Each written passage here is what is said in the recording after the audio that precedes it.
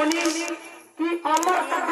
कथा के लोग बात पूछेला कि महादेव जी मैया पार्वती के अमर कथा सुनौले रहे, तो कोई भी ना देखेला कि आखिर अमर कथा होगा। ये बात उन्हें लिखल बा पुराण में कि अमर कथा सुनौनी, लेकिन अमर कथा होगा ये बात नहीं लिखो।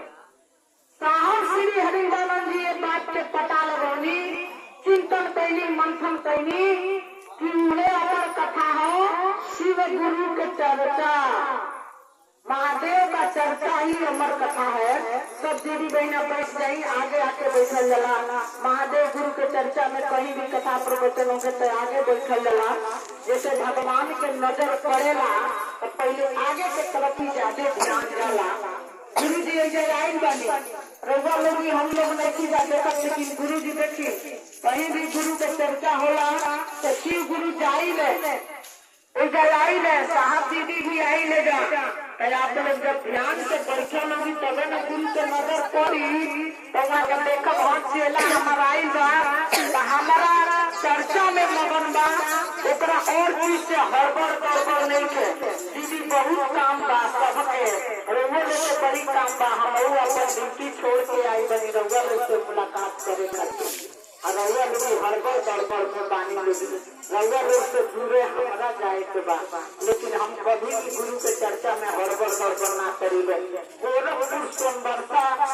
बहुत दूर भी जाइए, लेकिन हम ना हड़बड़ाइबे। पहले अपना गुरु के भरोसे जब आई बनी, अपना गुरु के मर्जी के बिना कोनो काम ना हो, तो हमने का हड़बड़ गड़बड़ पहले से काम फायदा कुछ हड़बड़ गड़बड़ कोई है तो उनका बिना मर्जी के कुछ हो पाएंगे, उनका बिना मर्जी के करता ही नहीं। साहब के लगे जब सब गुरु भाई गुरु बहना सिवान में चर्चा होता है तो वही रहे लोग मुजफ्फरपुर से गुरु बहना एगो कुशल भैया सब लोग कहला कि महादेव गुरु के चर्चा कैला से सबसे पहले फायदा का होला। तो साहब बोली कि सबसे पहले हाय हाय कोई छूटी जाए, सब लोग हंसे लगे कि हाय हाय। तो बहुत लोग गुरु के चर्चा में जाला तो कहला रे हमार माल जाल घरे बा, हमार बकरी शेर कैसे होई, कोठा पर गेहूं भीजत होई, तो हमार लड़का के होई, तो हमार घरवा के हो। आखिर मर्जी महादेव के चलेला। सब लोग केतनो हाय हाय कर जाई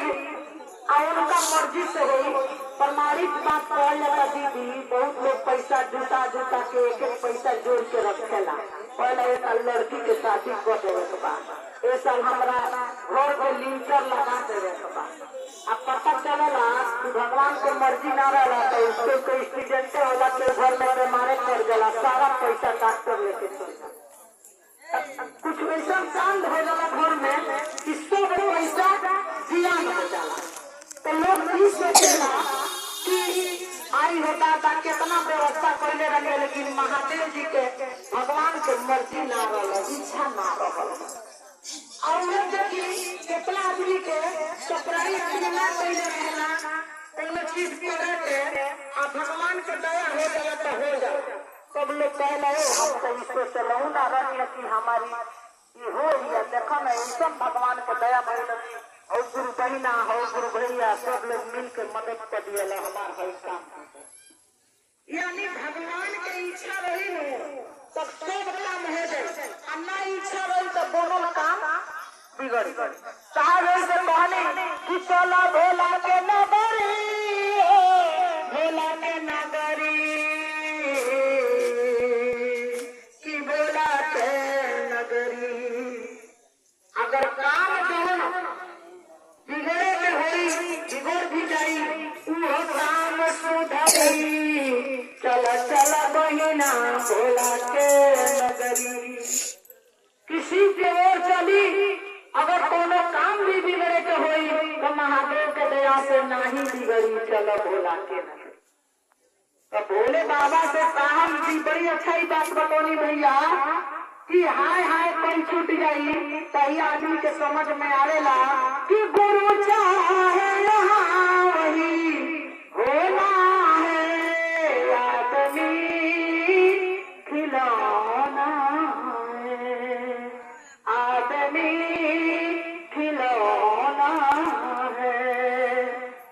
कहली कि अपनी चिंता छोड़ दो,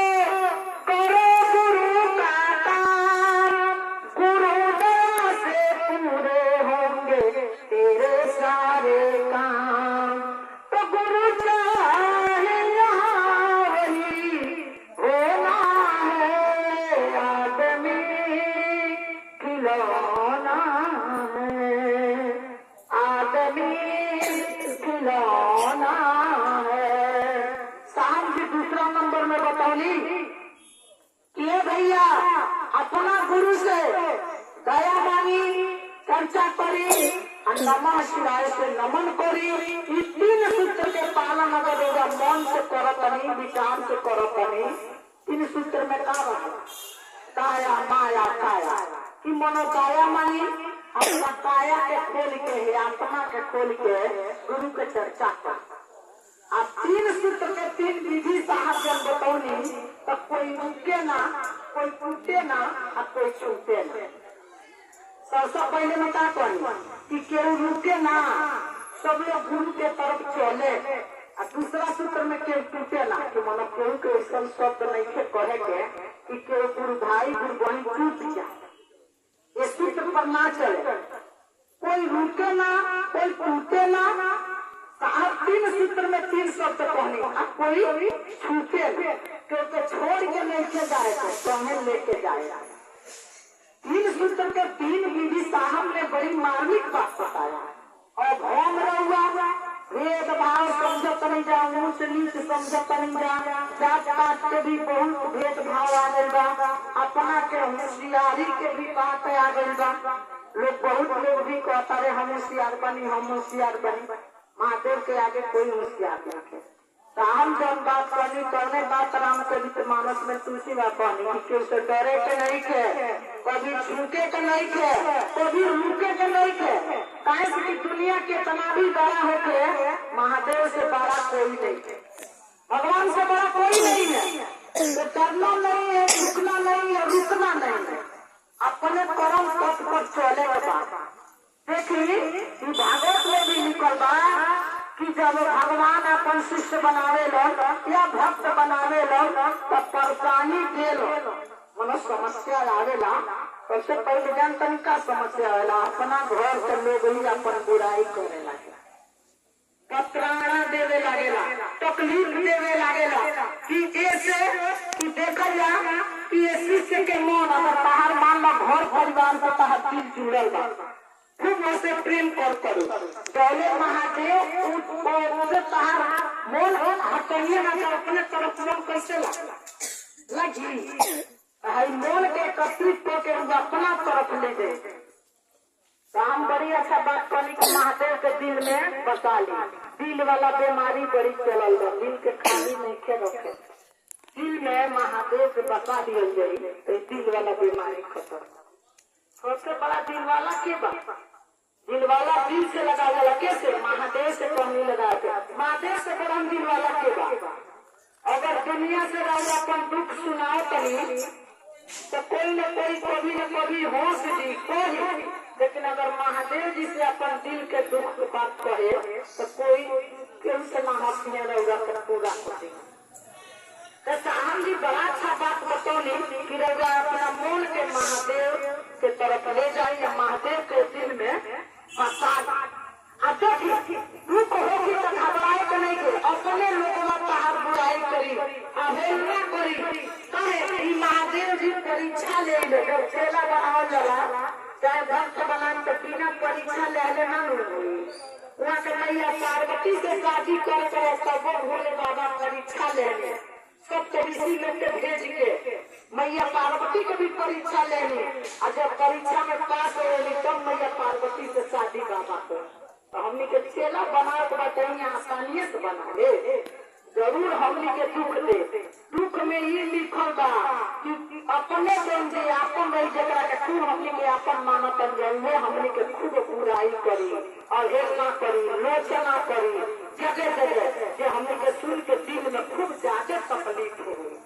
और जब ज्यादा तकलीफ हुई तो हमारी के मन महादेव के तरफ जाए लगी, और ओकरा से दिल धीरे धीरे टूटे लगे। मन एकत्रित होकर महादेव के तरफ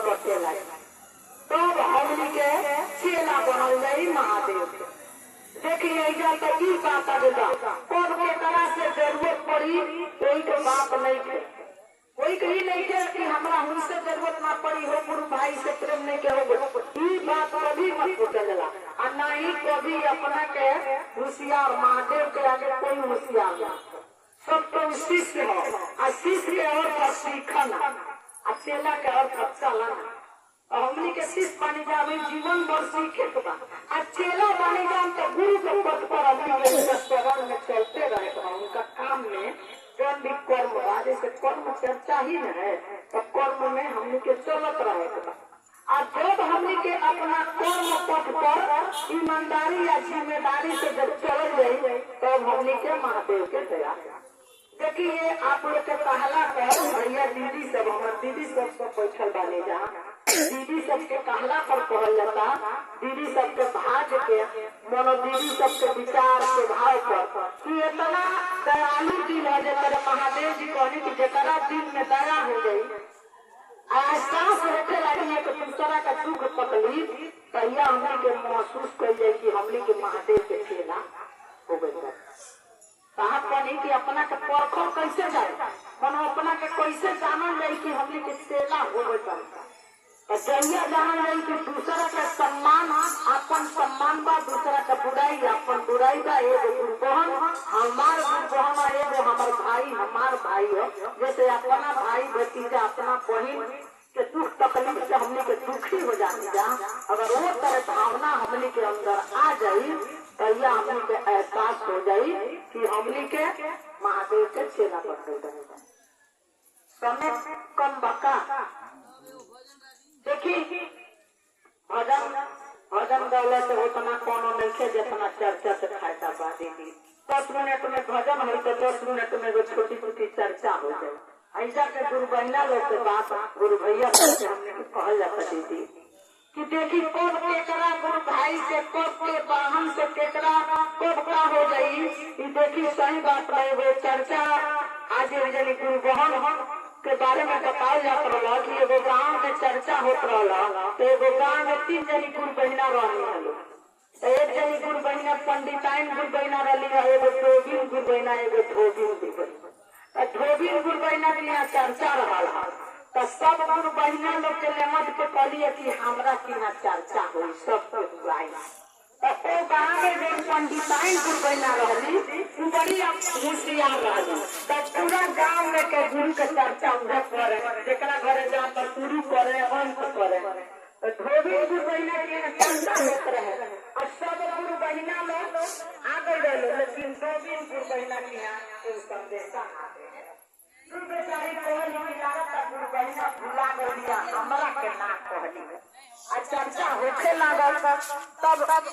चर्चा जब विराम हो गए तब प्रसाद बांटे लगली तो पंडिताइन ने गुरु बहिना के दे देली गुरु बहिना के ली रोगे फरसा दिया बात अब लगल लोग प्रसादी बांटे जो डोमिन गुरु बहिना रही वो बेचारी जब उनका आगे अली तो अपना चला प्रचारक करी तो उनके प्रसादी नहीं की देते अगर याद आता तो उनके बड़ा मन में दुख हो गई तो कहतरी आना नहीं देनी हमरा के प्रसाद तो वो कहली कि आज तनी अनाउंस कर दिए गुरु बहिना धोबी गुरु बहिना कहली के दीदी माफ करो भुला गई ध्यान ना आइला रौदा से कहल ठीक कहनी कि रौदा चले में तुम कहनी कि हमरा कान में आवाज गई तो हम कहनी हमरा गुरु के चर्चा बोले नहीं कि बोलौले तो क्या करे के बा हम चलो तनी कोरोना का बेटा बेटी के बियाह ना ओहे तबे जाए तो चलिए तो गली दीदी तनी हमरो के ऐलान कर दे कि है ना हमरा के ना चर्चा हो जाए तो अपने आके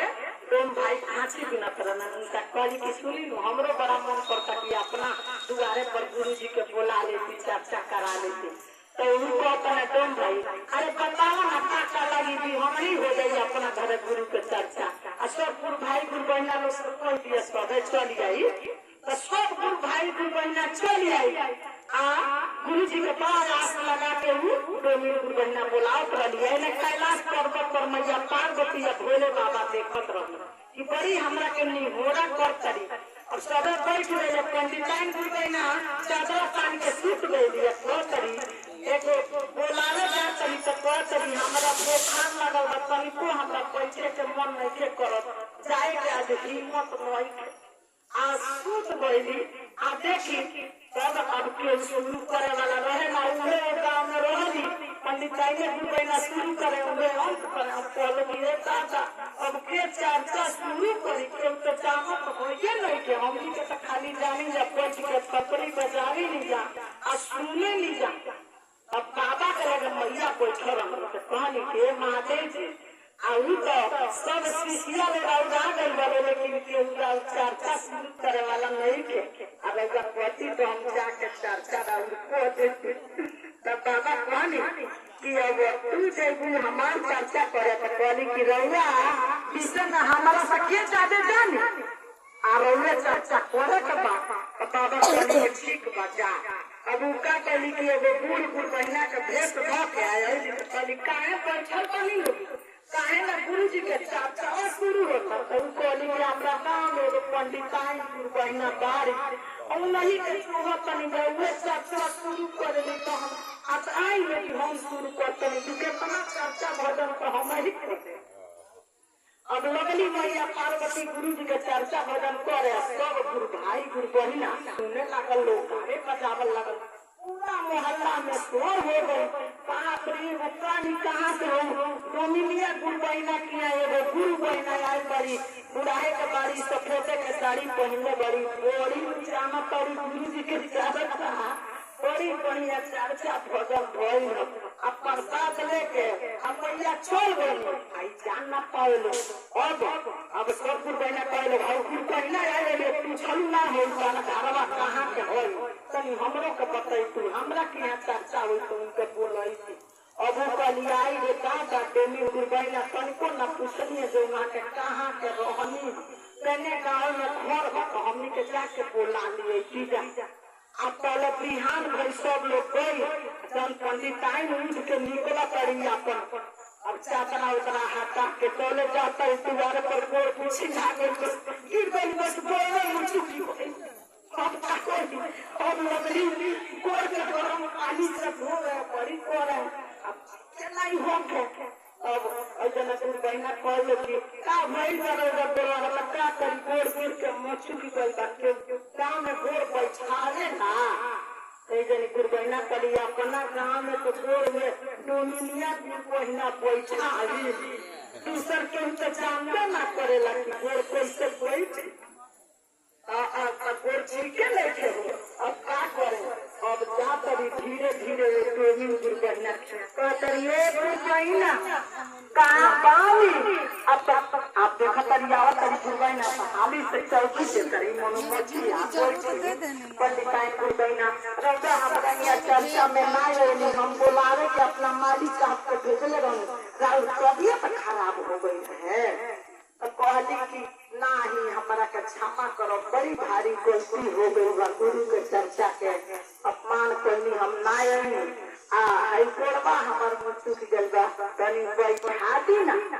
डोमी गुरु बहिना कहली कि रौदा हमरा से छुआइला के डरे प्रसादी हमरा अचरा में ना देनी गोड़ा बैठान कर दैया ना छुआ जाएगी और सदिया के भी बनाई दे गुरु जी के तैया हम छुआ जाए तो अब हम गोड़वा बैठान के दैया ना छुआई तब अब डोमिन गुरु बहिना से लगली माफी मांगे कहले कि क्षमा कर दी आज के बाद से ऐसा बात ना हो अब हमारा गुरु के ज्ञान अबे भइल बाटे ये छोटा बड़ा कोई नहीं के सब लोग एक समान शिष्ट बा सब शिष्ट बा कोई कहे कि हौ भैया हौ बड़का हौ दीदी कोई नहीं है दीदी हमने के सब भाई बहन पानी सब आ दीदी हमने के उन्हें पानी सब गुरु बहिना तब गुरु बहिना में से डोमिन गुरु बहिना का पानी खाची गरीब आदमी के बनावे के बाद पिए के बाद बेचे के बाद जब समय मिली तो गुरु कार्य में सही है और वे हाल हमनियों के बाद जब समय मिली तो अपना गुरु के कार्य में जाई गई भैया दीदी सब प्रेम गुरु के दिल में बा सब गुरु भाई की बहन के समझे पड़ जाती आपन हो तो साहब के जब हमनी के सपना साहब कहने ऊपर हमनी के साकार करे के बाद हमनी के कोई बड़ा छोटा नहीं के सब हमनी के अपन भाई बहन बानी सब भाई बहन के हमनी के मिल के अपना गुरु के तरफ चले के बाद सब गुरु भाई गुरु बहन के मिला जुला के प्रेम भाव से रहे के बाद प्रेम करे के साहब और हमनी के आपस में प्रेम करे के दीदी प्रेम मोहब्बत से बढ़ के दुनिया संसार में कुछ नहीं है। अब प्रेम ही से भगवान भी मिली है। हरि के हजार नाम, कौन नाम से आप जबकि भगवान के स्मरण करी, स्तुति करी। आई भैया दीदी सब बड़ा बेचैन बने लगी। अब रोवन भी बड़ी बेचैन बने लगी। मेरे जाए के बात हो, ताकि गुरु के चर्चा में दीदी हड़बड़ाए के कभी ना चाहिए। साहब पानी की ठबकी न चले, दाल टपकी न बोली बात। महादेव के चेला के लक्षण ना होके के चाहिए। कहीं भी जाए चाहिए स्थिर रह जाला। 10 मिनट रहा, 5 मिनट लग गुरु के चर्चा में, नहीं तो इधर उधर मन हुई तो वो हाल हो जाये जो घरों के सीधवा गवाउलू लाला हो। पर नहीं कहो खल नहीं हो, नहीं कहो खल जाये। आइलो सारा चीज व्यर्थ हो जाये और कुछ पुण्य के प्राप्ति ना हो। जब रही मन अस्थिर ना हो, 5 मिनट रही, 10 मिनट रही, लेकिन अपना मन के जहाँ रही अस्थिर होके अब गुरु के शरण में मन लगाए, न कि दुनिया संसार के भावना में पड़े। के साथे साथे हम अपना गुरु के चरण में प्रणाम करते हैं। हमारे प्रणाम के स्वीकार करें। हर हर महादेव।